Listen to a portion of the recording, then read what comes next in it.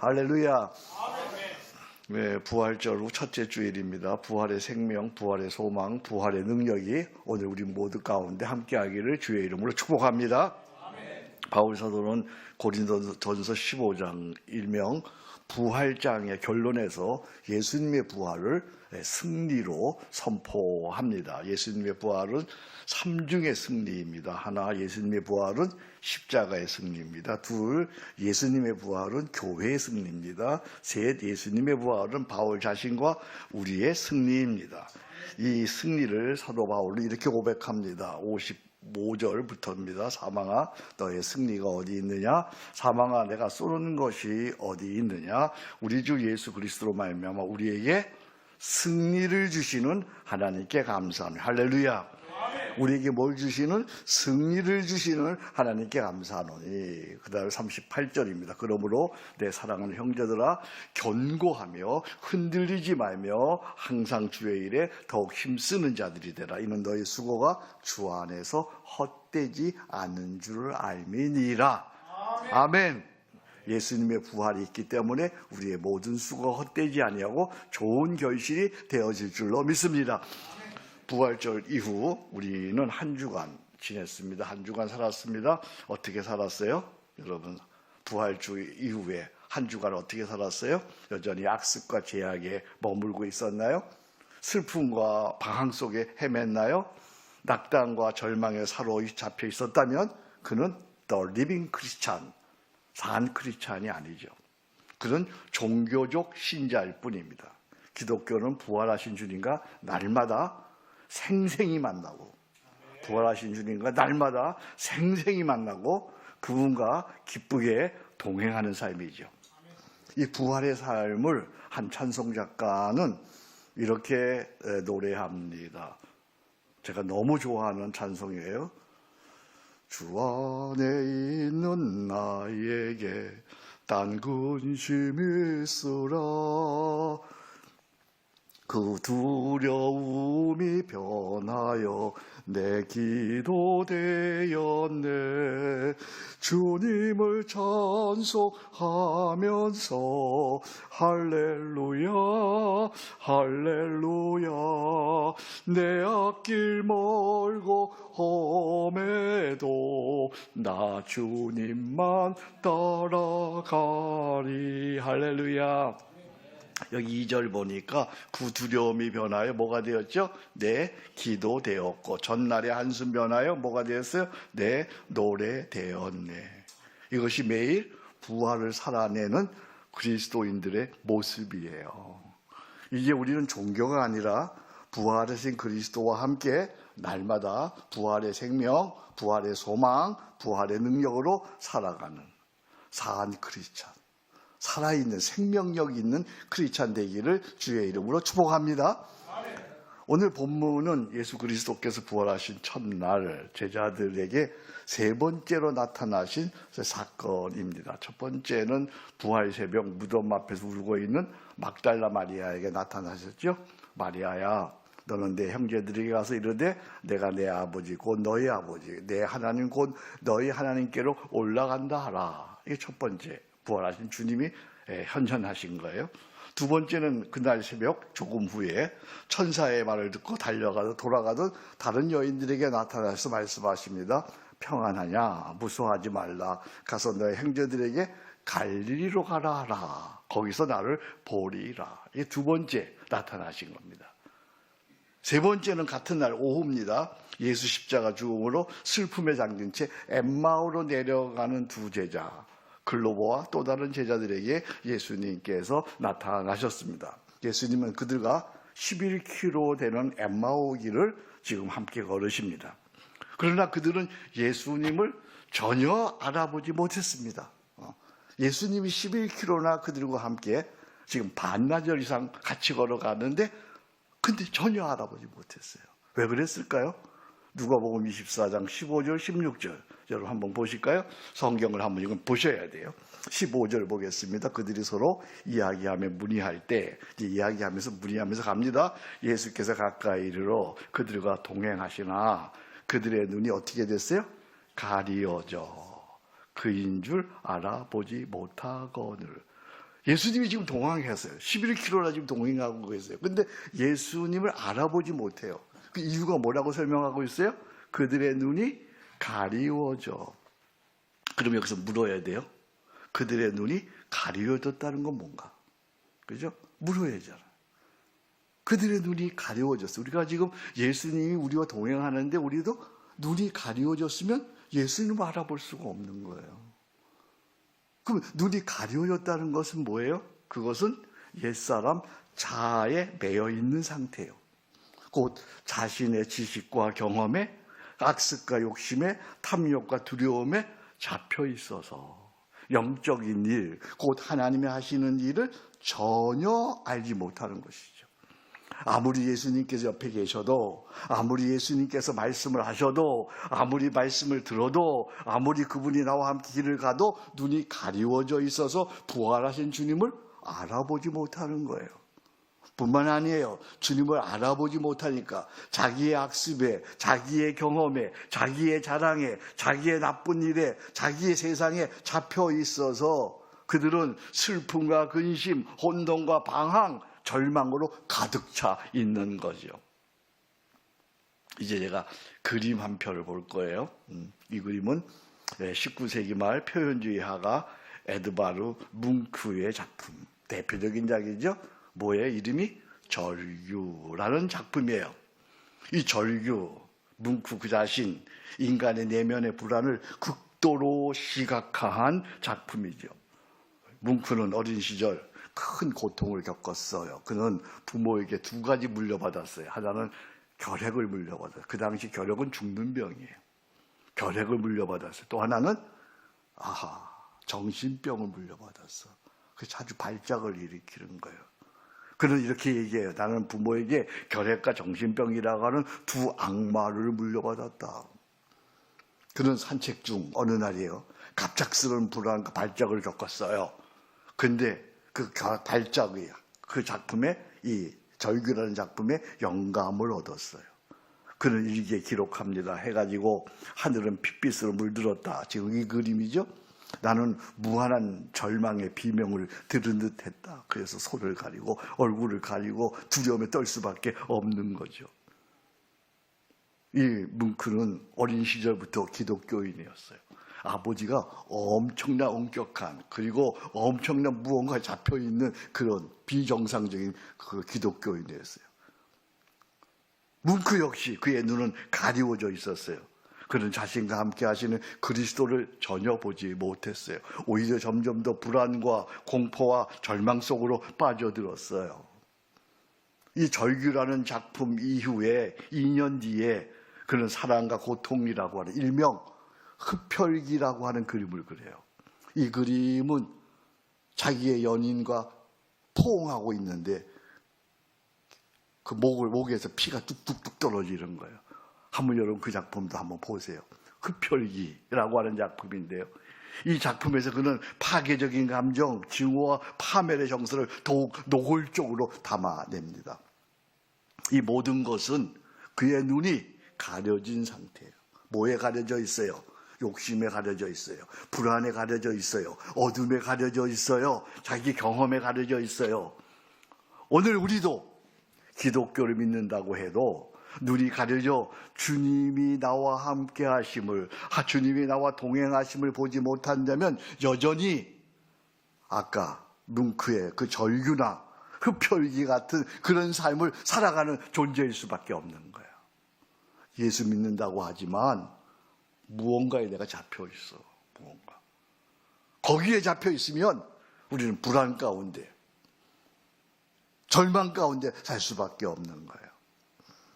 그럼에도 뭉크에게 예수 십자가와 미술은 그의 마지막 끈이었어요. 그 외에 또 다른 작품 하나 더 볼 거예요.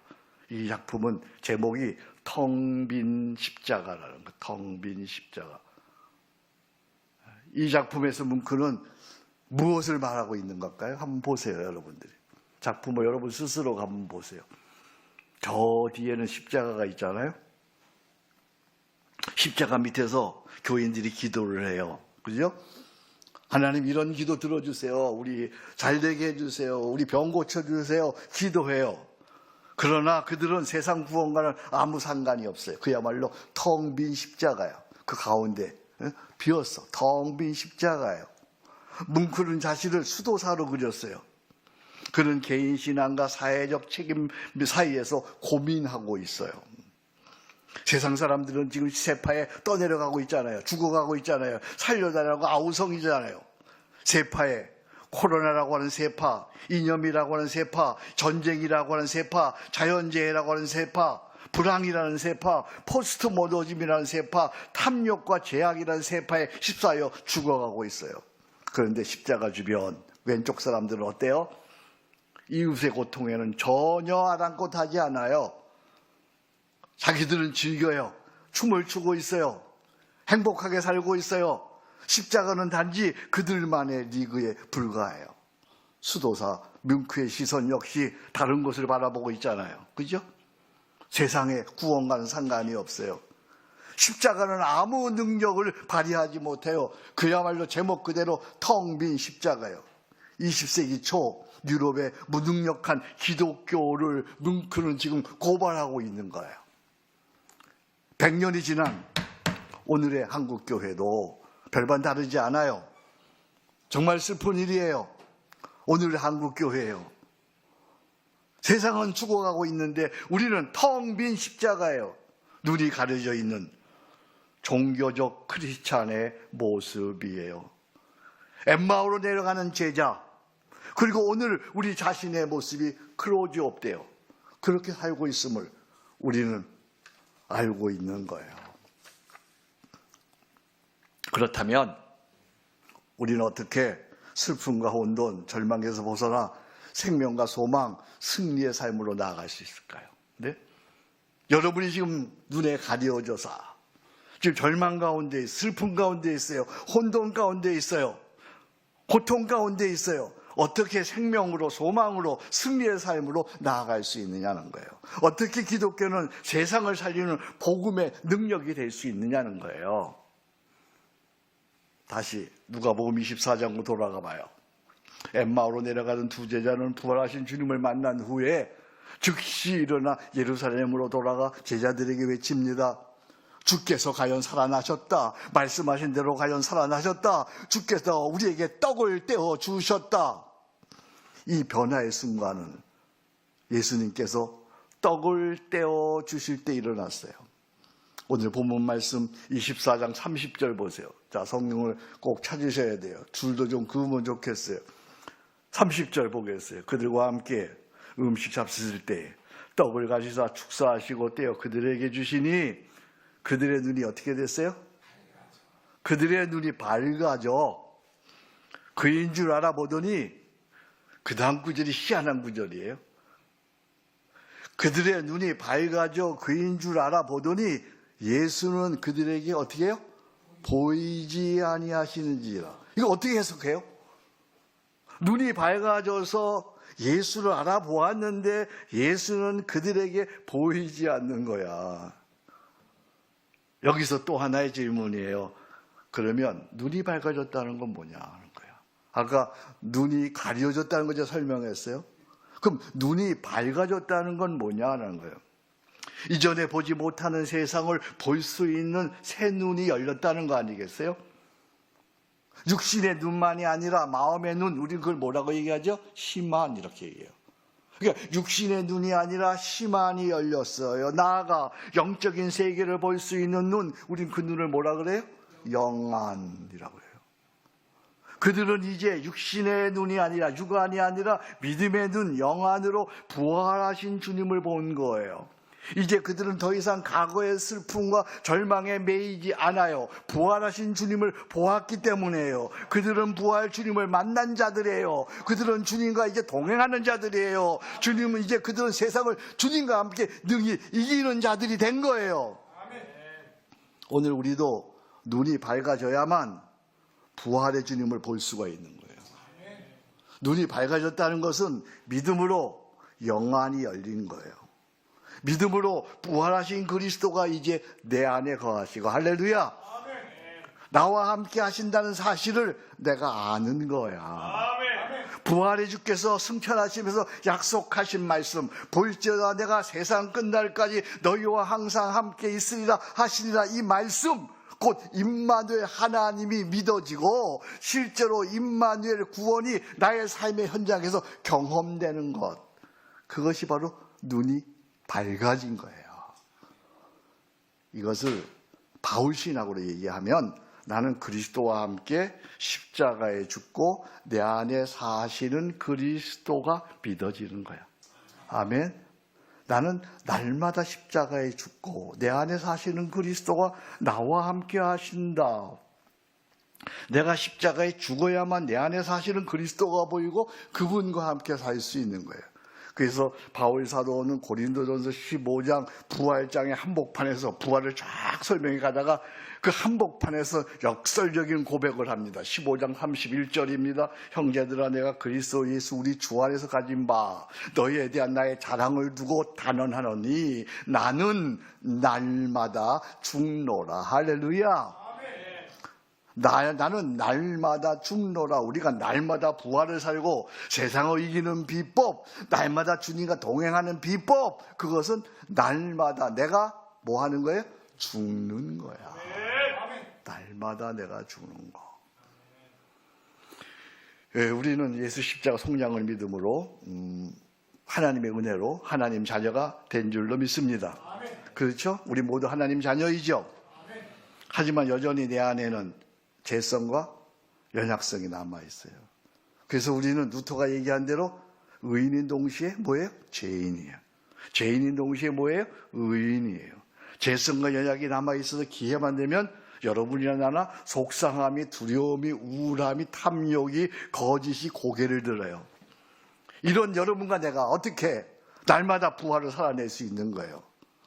해답은 단순하지만 분명해요. 그것은 죄성이 내 안에 살아날 때마다 나는 믿음으로 고백하는 거예요. 뭐라고 고백하는 거예요? 나는 십자가에 죽었다. 나는 십자가에 죽었다. 내가 그 고백을 한다고 어떻게 내가 부활을 살아낼 수 있는가? 이건 이런 것 같아요.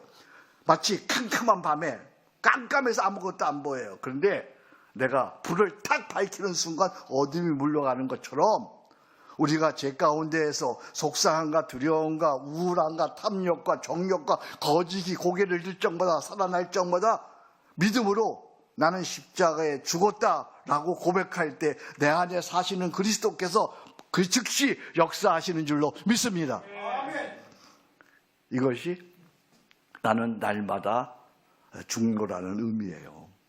갈라디아서 2장 20절입니다. 내가 그리스도와 함께 십자가에 못 박혔나니 그런즉 이제는 내가 사는 것이 아니요 내 안에 누가 사시는 거예요? 그리스도가 사시는 것이. 믿으시면 아멘. 이제는 내가 사는 게 아니에요. 내 안에 그리스도가 사시는 거예요. 나는 날마다 죽노라. 저 역시 연약한 자예요. 자주 제 안에서 죄인이기 때문에 죄가 살아나요. 그때마다 나는 십자가에 죽었음을 기억하면서 끊임없이 기도해요. 그 끊임없이 하는 기도가 여러분들이 가르쳐줬던 그 기도예요. 무슨 기도예요? 끼리에 엘레이손, 주여 나를 불쌍히 여기소서. 속상할 적마다 나도 기도해. 어떻게 한다고요? 끼리에 엘레이손, 주여 나를 불쌍히. 나라고 왜 염려하지 않고 근심 걱정하지 않겠어요? 26년 동안 해온 일이지만 이제 또 26차 패스 브레이킹, 그 일을 또 해내야 돼요. 내가 가진 건 아무것도 없어요. 그래서 두려움이 와요. 근심 걱정이 올 때가 있어요. 그럼 어떻게 해요? 기레엘레손 주여 나를 불쌍히 여기소서. 이제 내 안에 나는 십자가에 죽었습니다. 이제 내 안에 예수님이 사십니다. 나는 무엇이든지 기도로, 감사로, 사랑으로 삽니다. 나머지는 하나님께서 행하십니다. 그러면 부활의 주님께서 내 안에서 역사하셔서 죄를 이깁니다. 불안을 이깁니다. 병고를 이깁니다. 저주를 이깁니다. 근심 걱정을 이깁니다. 세상을 이기는 놀라운 승리를 경험하게 되는 것입니다. 그래서 저는 기대합니다. 아무것도 없어도 하나님께서 또 어떻게 제26차 패스 브레이킹을 이끌어 가실까 기대가 되는 거예요. 기대가. 할렐루야. 이것이 날마다 부활을 살아내는 신비예요. 이 놀라운 부활의 삶의 증거를 우리는 뮌크의 작품에서 발견할 수가 있어요. 이 작품은 놀라운 작품이에요. 태양이라는 작품이야. 그의 나이 50세가 돼서 51세가 되어서 그린 그림이에요. 수평선 위로 솟아오르는 거대한 태양. 그 강렬한 빛과 찬란한 색감은 생명력, 희망, 영원한 승리를 상징하고 있어요. 그죠? 여러분 놀랍지 않습니까? 절규를 그린, 흡혈귀를 그린 그런 절망스러운 화가가 어떻게 이런 강렬한 생명과 온 세상에 소망의 빛을 발산하는 그림을 그릴 수 있단 말이에요. 전혀 다르잖아요. 전혀 달라. 그렇잖아요. 절규라는 그림, 흡혈귀라는 그 그림하고 이 그림하고는 전혀 다른 그림이에요. 보세요. 전혀 다른. 불안으로 가득해서 길을 막고 어찌할 바를 모르는, 가끔은 저거 보니까 고경배 얼굴이 나오네.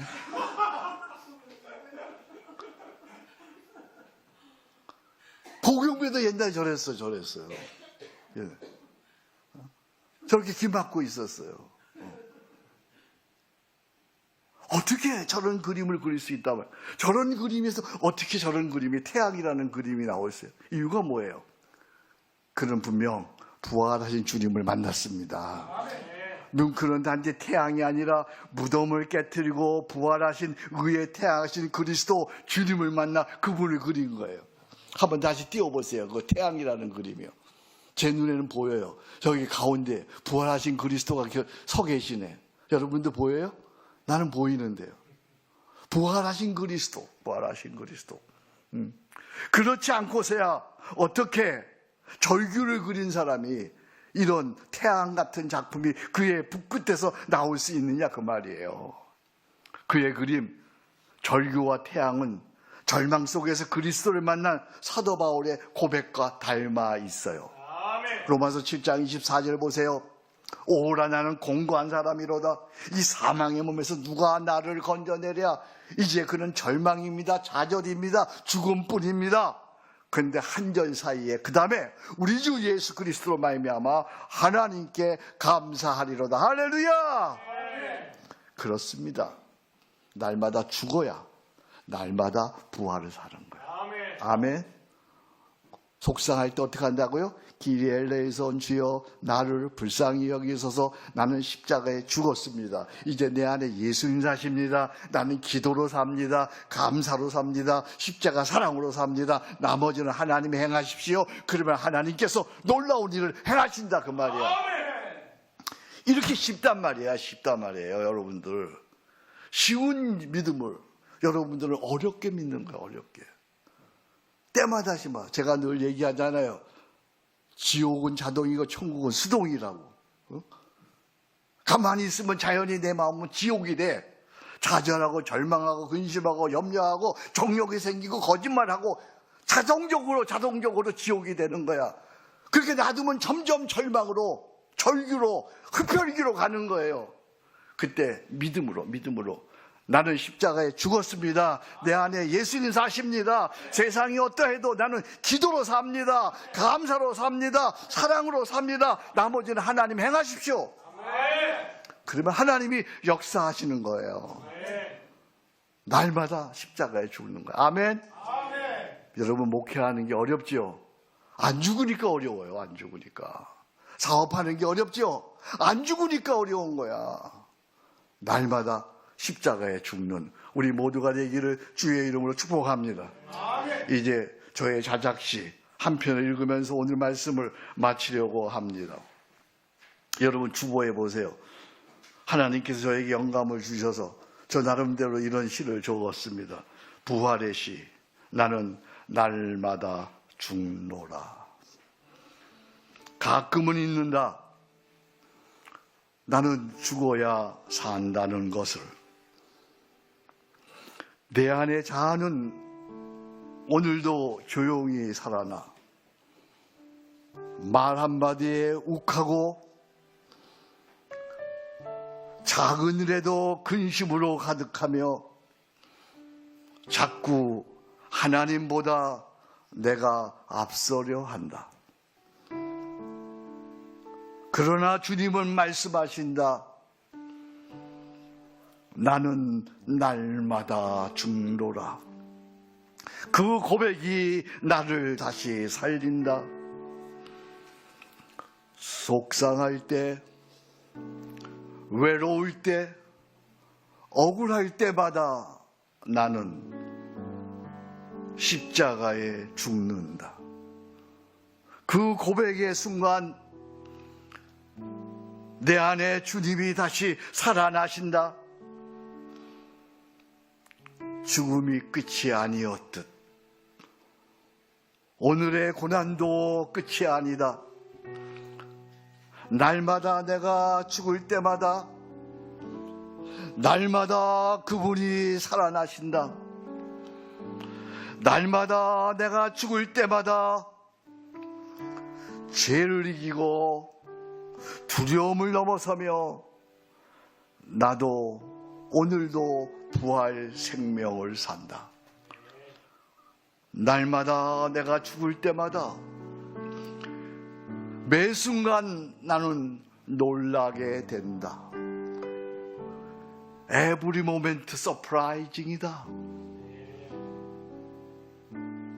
날마다 놀라는 이런 부활의 역사가, 부활을 살아내는 날마다가 되기를 주의 이름으로 축복합니다. 하나님 아버지 감사합니다. 예수 믿는다는 건 예수 부활 주님과 동행하는 것인데 우리는 종종 부활을 한번 지키는 것으로 끝나는 적이 있습니다. 주님, 부활의 주님이 나와 함께 계시는데 이제 날마다 나는 죽고 내 안에 사시는 주님과 함께 생명으로, 평안으로, 자유로, 감사로, 승리로 살아가도록 성령님 도와 주옵소서. 오늘 말씀을 붙들고 이제 찬송하렵니다. 하나님, 나는 날마다 죽는다고 하니 찬양 부를 때 성령이 오셔서 우리를 다시 살려내시고 믿음의 승리를 경험하게 도와 주옵소서. 감사합니다. 예수님의 이름으로 기도합니다. 아멘.